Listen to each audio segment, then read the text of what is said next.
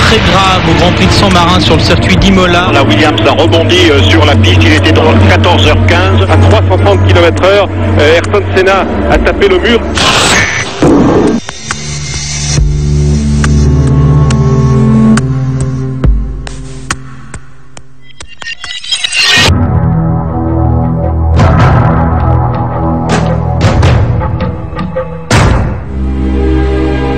« 6 mai 1994, Sao Paulo, au Brésil. Un pays tout entier est en deuil. Des milliers de Brésiliens pleurent la mort de l'enfant du pays, Ayrton Senna. Le pilote s'est tué 3 jours plus tôt, en pleine course automobile.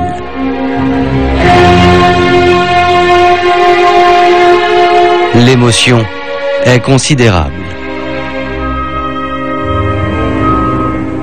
Évidemment, au Brésil, c'était un héros au même titre que la Seleção, l'équipe de football, parce que tous les 15 jours, il faisait la fierté des Brésiliens en gagnant ou en étant en pole position. Ce jour-là, tous les pilotes de la Formule 1 sont venus rendre un dernier hommage à Ayrton Senna. Et parmi eux, il y a Alain Prost, l'éternel rival.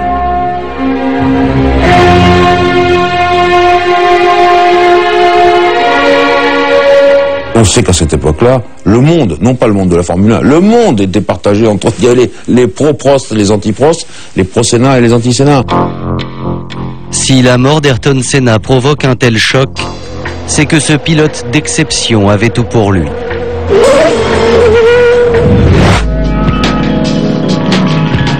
Beau, riche, triple champion du monde. À 34 ans, Senna était considéré comme l'un des plus grands pilotes de l'histoire de la Formule 1.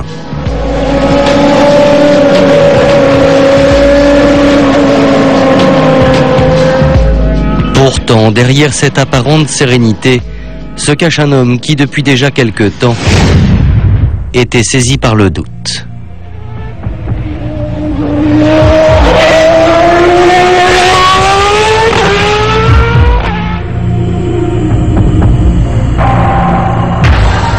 En 1992, 2 ans avant sa disparition, devant les caméras de télévision, le pilote confie qu'il a peur de la mort. À chaque course, on prend des risques. Il y a des risques calculés et il y a des choses qu'on ne peut pas maîtriser. Et là, vous comprenez que vous n'êtes rien du tout et que votre vie peut basculer à chaque instant, s'arrêter d'un coup. Ces mots ont aujourd'hui des échos prémonitoires. Un pilote de Formule 1 qui pense qu'il va mourir est un pilote encore plus en danger que le veut la logique. Tout commence le vendredi 29 avril 1994 sur le circuit d'Imola, en Italie. Nous sommes à 48 heures du Grand Prix.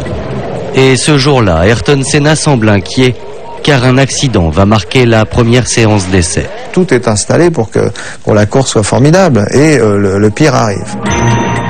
Ce jour-là, dans l'après-midi, la voiture d'un jeune pilote décolle littéralement de la piste. Il s'agit de Rubens Barrichello, un ami d'Ayrton Senna. Un accident incroyable à plus de 200 km/h.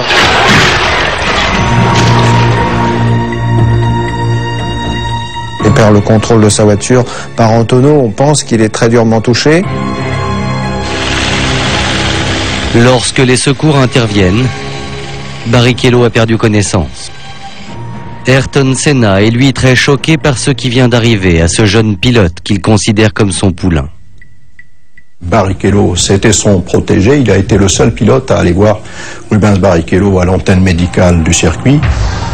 Malgré la violence de l'accident, Barrichello s'en tire avec un nez cassé et un poignet foulé. Un miracle. Mais le pire reste à venir. Samedi 30 avril.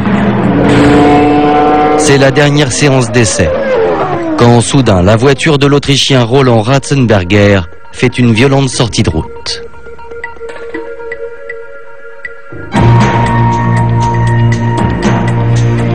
Le tour précédent, il perd un élément aérodynamique et il sort à plus de 300 km/h. Le choc a été extrêmement violent.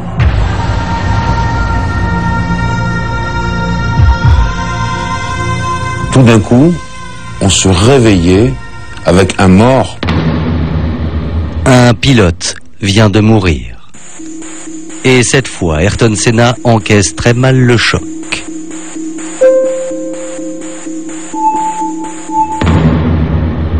Il a été tellement marqué par cette sortie de route spectaculaire qu'il a pris une voiture de la direction de course et il est allé sur place voir ce qui s'était passé, essayer de comprendre ce qui s'était passé. À ce moment-là, une question est dans tous les esprits. Alors qu'un des hommes vient de perdre la vie sur la piste, la Fédération internationale va-t-elle maintenir le Grand Prix d'Imola? La loi aurait exigé que quelqu'un étant mort sur place, dans un stade ou bien dans un circuit automobile, il aurait fallu arrêter l'événement tout de suite. Ce qui voulait dire fermer le circuit, il n'y avait pas de Grand Prix, c'était tout à fait inimaginable. Ainsi, c'est semble-t-il pour éviter d'annuler la compétition que les organisateurs ont préféré dire que Ratzenberger est mort pendant son transfert à l'hôpital et non sur la piste.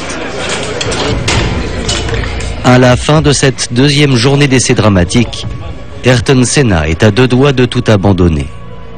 Senna a donné plusieurs coups de téléphone en disant « je ne veux pas courir ».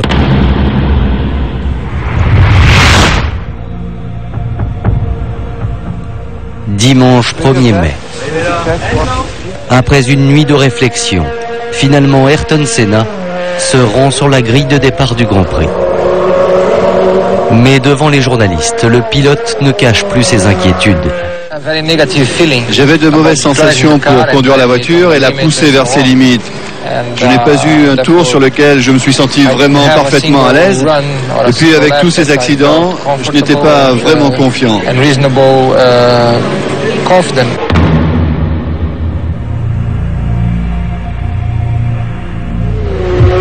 Il est 14 h. Le Grand Prix démarre et le cauchemar continue.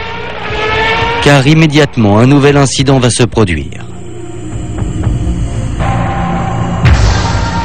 Dès le départ, on a eu un accident. Un gros carambolage s'en est suivi. Des roues ont volé. Il y a une roue qui est partie sur le toit d'une tribune. Donc il y a des débris un petit peu partout, des éléments de voiture partent même dans le public, il y a quelques blessés. Voilà. Déjà, c'est à nouveau le drame qui recommence. Et les voitures roulent pour le moment derrière une voiture de sécurité au ralenti, c'est-à-dire que la course est lancée, mais elle est neutralisée. Après l'accrochage, il faut donc nettoyer la piste pour enlever tous les débris. Lorsque la course reprend, Ayrton Senna est en tête. On va dire que c'est le premier vrai tour de course. Et c'est le drame. Et là, tout d'un coup, on a vu un éclair. On a tout de suite compris que c'était Senna.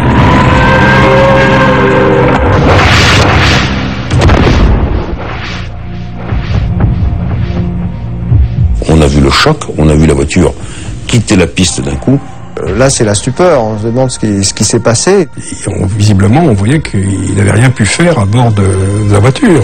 Elle est partie toute seule contre le mur. Ayrton Senna est sans doute mort sur le coup, même si la version officielle annoncera le décès du pilote 2 heures plus tard. Immédiatement, une enquête est ouverte et la voiture placée sous scellé. Plusieurs hypothèses sont alors évoquées pour tenter d'expliquer ce qui s'est passé dans cette courbe de la piste d'Imola.